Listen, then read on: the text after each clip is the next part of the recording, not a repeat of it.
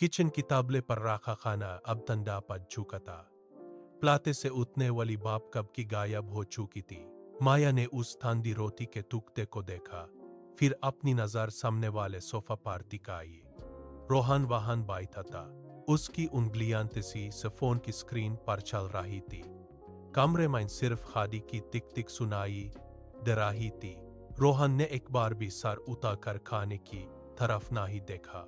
माया ने एक कदम आगे बढ़ाया, लेकिन फिर रुक गई। उसने ठंडी प्लाते को उठाया और सिंक की तरफ मुड़ गई। पानी की धार की आवाज ने खामोशी को और गहरा कर दिया। रोहन ने फोन से नजर हटाए बिना ही एक बार अपना पैर हिलाया, जैसे वो किसी और दुनिया में हो। माया ने सिंक के पास खड़े होकर अपनी मुट्ठी कस ली। उसने प्लेट को शेल्फ पर रखा और वापस मुड़कर रोहन को देखा। माया ने एक गहरी सांस ली, लेकिन उसके मुंह से कोई शब्द नहीं निकला।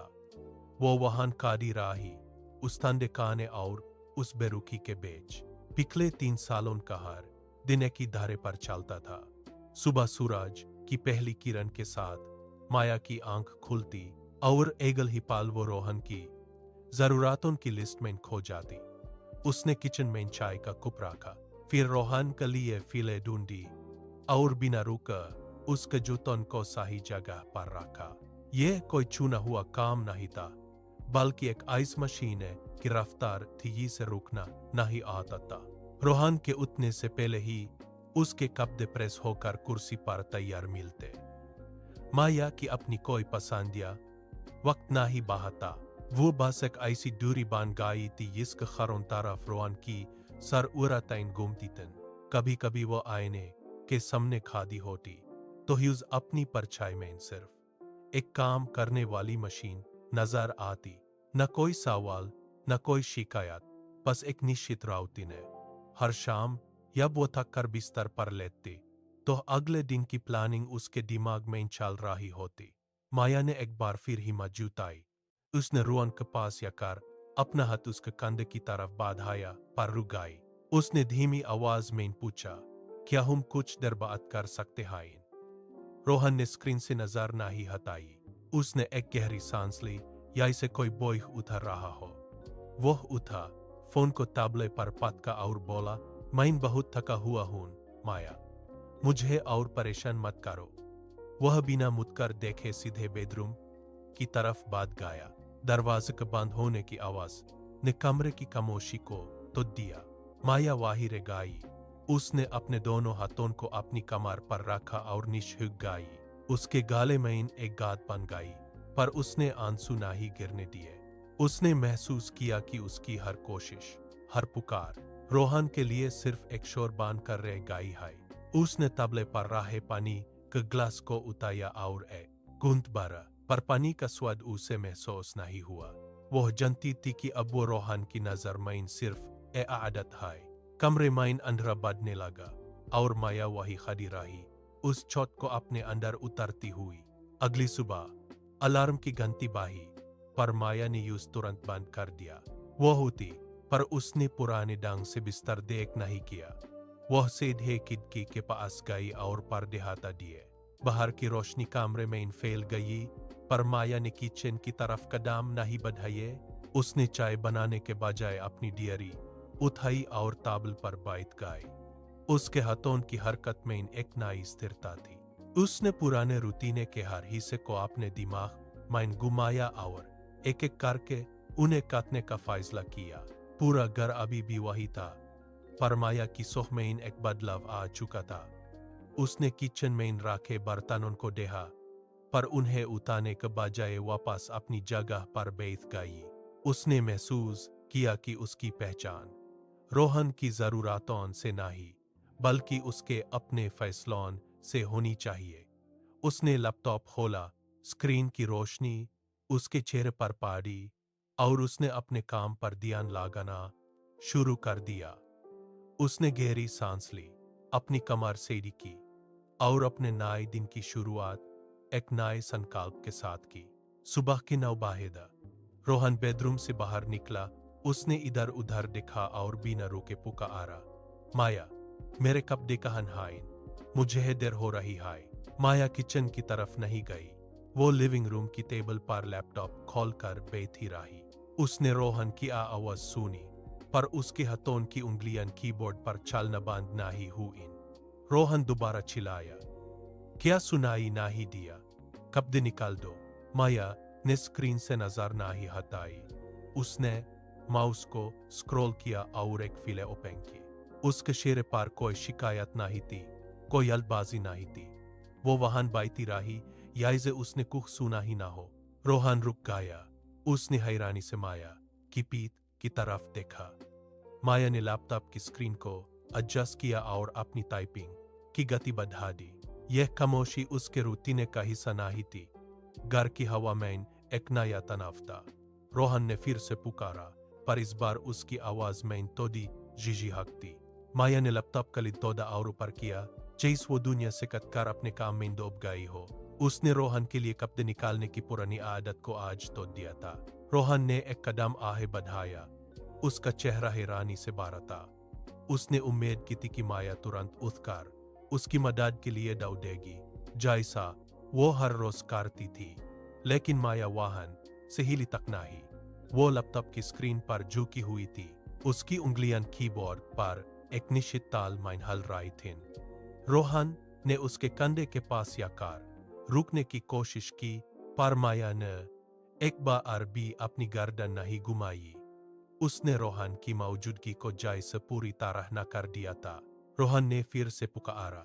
इस बार उसकी आवाज में गुस्सा और सवाल दोनों थे, पर माया ने लैपटॉप का वॉल्यूम थोड़ा बढ़ा दिया।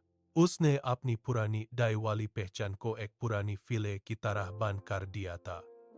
रोहन ने हाथ उठाकर उसे रोकने की कोशिश की, पर माया ने लैपटॉप बंद किया, चेयर को पीछे दाखिला और बिना रोहन की तरफ देखे दूसरे कमरे की तरफ चल दी। वो अब उसकी जरूरतों को पूरा करने वाली आदत नहीं रही थी। रोहन वही खड़ा रह गया, उसका हाथ हवा में ही था। अगली कुछ रात तक माया ने खुद को एक नए कमरे में बंद कर लिया। वहां टेबल पर किताबें और स्केच बुक्स का ढेर लग गया था। वो घंटों तक डिजाइन के पैटर्न्स बनाती, पेन से पेपर पर लकीरें खींचती और बार बार उन्हें मिटाती। उसने पुरानी रसोई की चिंता छोड़कर अब अपने लैपटॉप पर सॉफ्टवेयर ट्यूटोरियल्स चलाना शुरू कर दिया था। जब भी रोहन दरवाजे पर दस्तक देता, माया अपनी स्क्रीन की ब्राइटनेस कम कर देती और हेडफोन्स लगा लेती। वो अब रोहन के लिए खाना गर्म करने के बजाय खुद के लिए कॉफी बनाती और हितकी के पास बैठकर नोट्स पढ़ती। उसने अपने लिए एक ऐसी दुनिया चुन ली थी जहां रोहन का कोई दखल नहीं था। वो हर दिन नए स्किल्स सीख रही थी, जिससे उसके चेहरे की थकान गायब हो रही थी। रोहन ने दरवाजे के छेद से देखा कि माया कितनी एकाग्रता से अपने काम में लगी है। वो वहां अकेली होकर भी खुश थी। उसने अपने लिए नए रास्ते खोल लिए थे, जहां उसकी पहचान अब रोहन की जरूरतों से नहीं, बल्कि उसके अपने हुनर से जुड़ी थी। माया अब इस घर में रहकर भी रोहन की पहुंच से बाहर थी। जब रोहन ने यूसुफ अपने पास बुलाने के लिए आवाज दी, तो माया ने जवाब देने के बजाय अपने फोन पर मुस्कुराते हुए किसी से बात करनी शुरू कर दी। वो किचन की टेबल पर बैठकर अपने नए प्रोजेक्ट्स की फाइल्स चेक कर रही थी और उसकी हंसी रोहन के लिए एक अनजानी ध्वनि थी। रोहन ने उसके पास आकर स्क्रीन देखने की कोशिश की, तो माया ने तुरंत लैपटॉप बंद कर दिया और स्क्रीन को अपनी तरफ मोड़ लिया। वो अब उसके लिए कोई खुली किताब नहीं थी जिसे जब चाहे पढ़ लिया जाए। माया ने अपने लिए एक नया स्केड्यूल बनाया था, जिसमें सुबह की योगा और शाम को दोस्तों के साथ वीडियो कॉल्स शामिल थे। जब रोहन ने उसे दिन भर का हिसाब मांगा, तो माया ने बस अपना सर हिलाया और बिना किसी सफाई के अपने कमरे में चली गई। वो अब अपने लिए समय निकल रही थी, अपनी पसंद की कॉफी बना रही थी और उन चीजों में इन वक्त बिता रही थी हो यूज खुशी देती थी। रोहन ने किचन की ताबले पर रखे ग्लास को जोर से पटका। पानी की बूंदें इन फर्श पर बिखर गईं। उसने माया की तरफ देखा, जो अभी भी अपने लैपटॉप पर टाइपिंग कर रही थी। रोहन की सान से इंतेज हो रही थी। उसने एक कदम आगे बढ़ाया और ऊंचिया आवाज में चिल्लाकर पूछा कि आखिर ये सब क्या चल रहा है। उसका गुस्सा कमरे की दीवारों से टकरा कर वापस आ रहा था।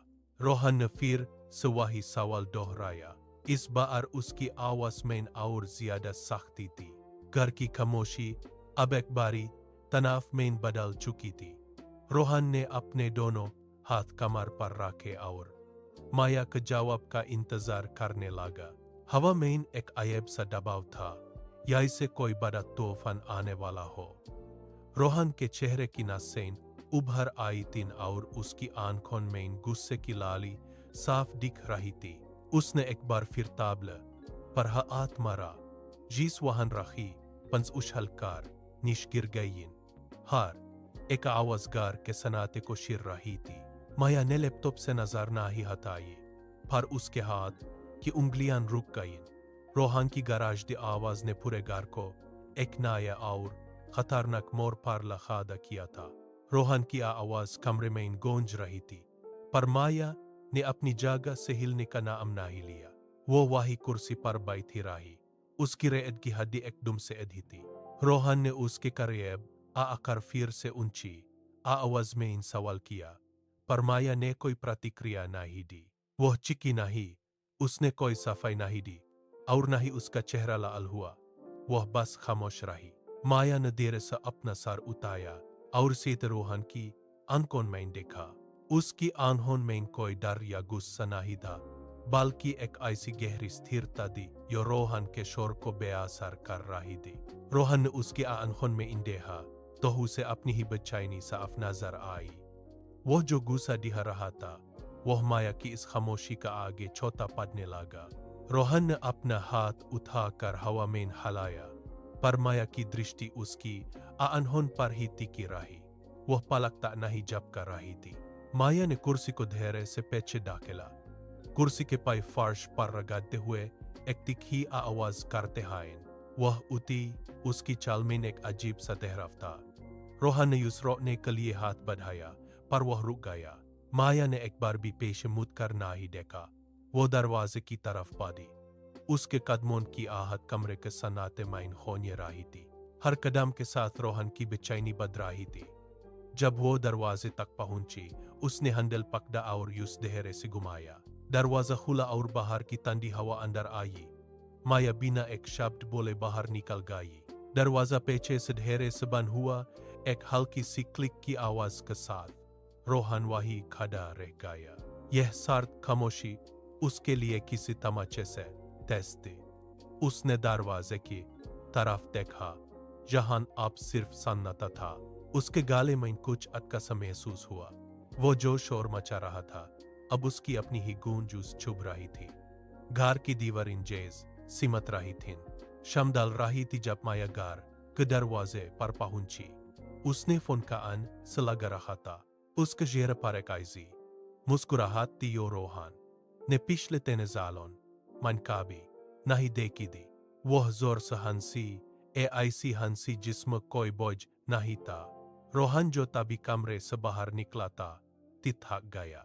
उसने देखा कि माया अपने दोस्तों से बात कर रही है और उसकी बातों में एक अलग ही उत्साह है। रोहन ने एक कदम आगे बढ़ाया, पर रुक गया। माया की नजर उस पर पड़ी, पर उसने अपना ध्यान नहीं हटाया।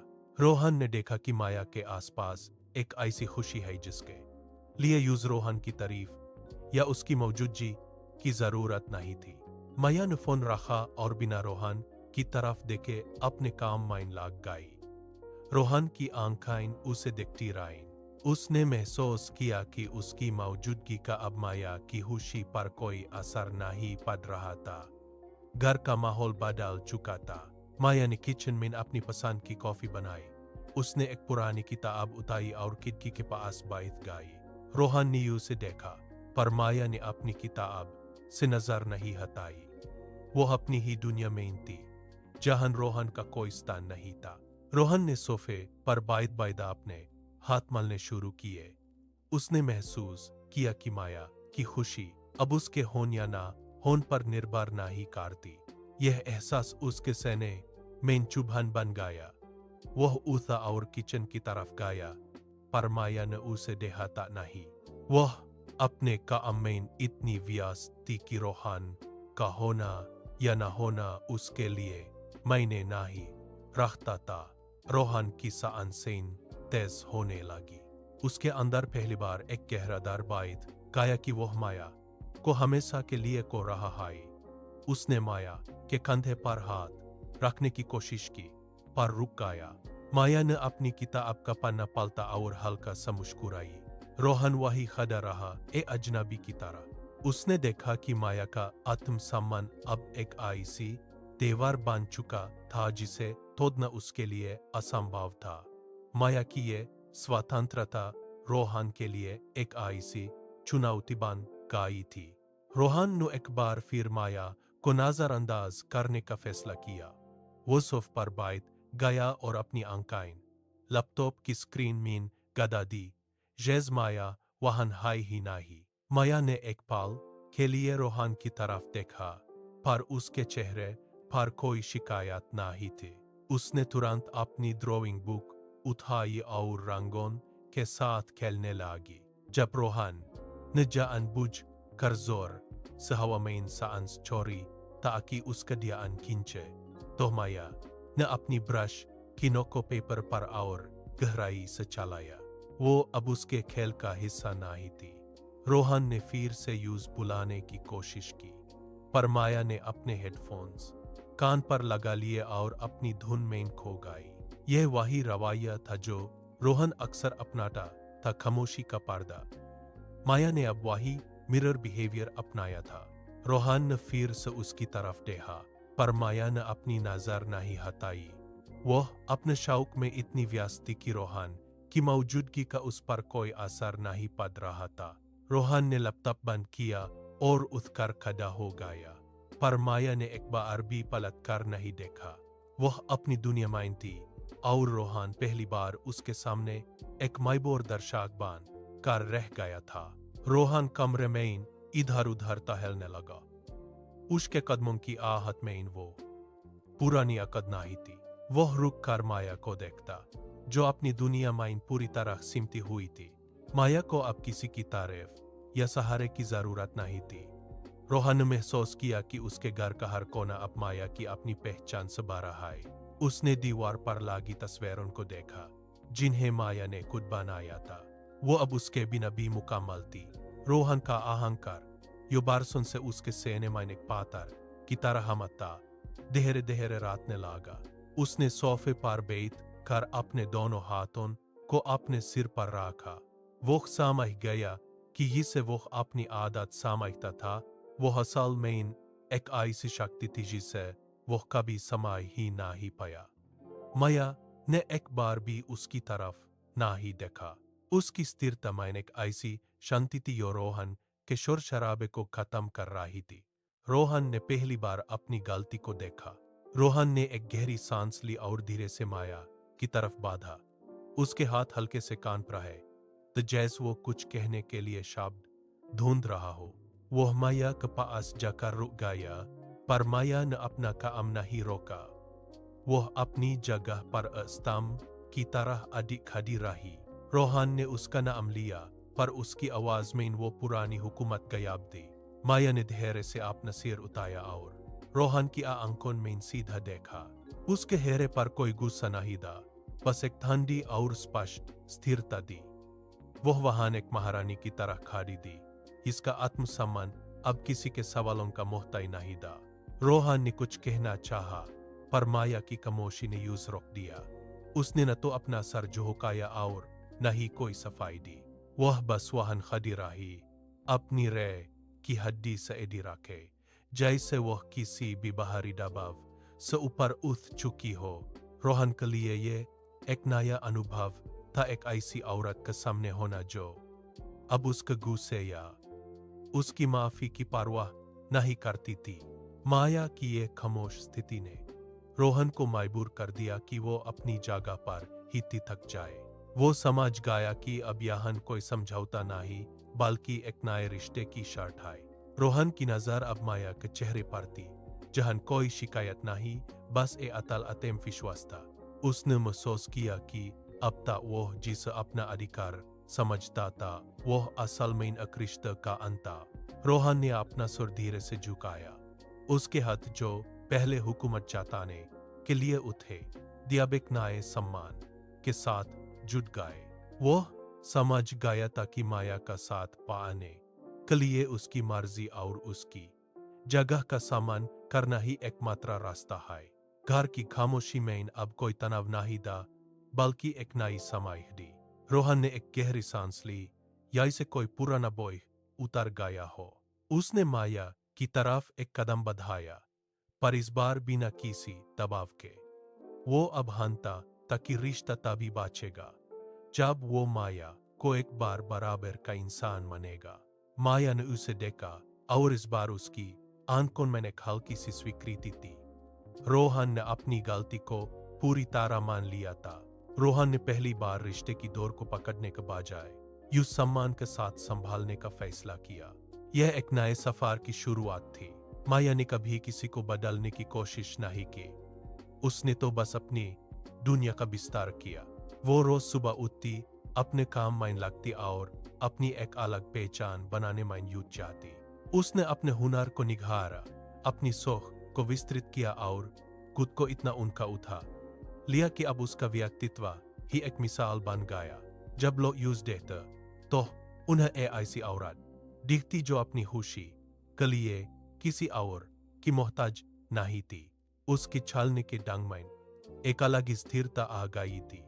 वो अब किसी की छाया में नहीं बल्कि अपनी रोशनी में चलती थी। उसका ये बदलाव इतना प्रभावी था कि लोग उसकी कहानी सुनने लगे। माया ने अपने आत्मसम्मान को इतनी बुलंदियों पर पहुंचा दिया कि अब कोई भी उससे अपनी मर्जी नहीं तोप सकता था। उसने किसी को सुधारा नहीं बल्कि खुद को इतना बेहतर बना लिया कि अब दुनिया उसके कदमों की आहट को सुनकर रुक जाती है। आज वो जहां भी जाती है लोग उसके आत्म विश्वास को देखकर प्रभावित होते हैं। माया अब एक ऐसी मिसाल बन चुकी है। अब रोहन के सामने एक ही रास्ता बहा था, उसे माया के साथ कदम मिलाने के लिए अपनी पुरानी शौक को पूरी तरह बदलना था। यह कोई आसान सफर नहीं था। रोहन ने महसूस किया कि माया अब किसी के दबाव में नहीं बल्कि अपनी मर्जी की मालिक है। उसने अपने पुराने अहंकार को पीछे खोद दिया। अब रोहन को माया के साथ खड़े होने के लिए दुनिया की उन नजरों का सामना करना था जो अब सिर्फ माया की कामयाबी को देख रही थी। माया ने अपनी स्वतंत्रता को इतनी मजबूती से पकड़ लिया था कि अब वह किसी के सहारे की मोहताज नहीं रही। वह अपनी दुनिया में आजाद थी। रोहन ने गहरी सांस ली और माया की तरफ देखा। उसने समझ लिया कि अब रिश्ता तभी चलेगा जब वह माया की बराबरी का सम्मान करेगा। माया अब एक स्वतंत्र व्यक्ति थी और रोहन के लिए अब खुद को बदलना ही एकमात्र विकल्प था। दोनों के बीच की दूरी अब एक नई समझ में बदल चुकी थी।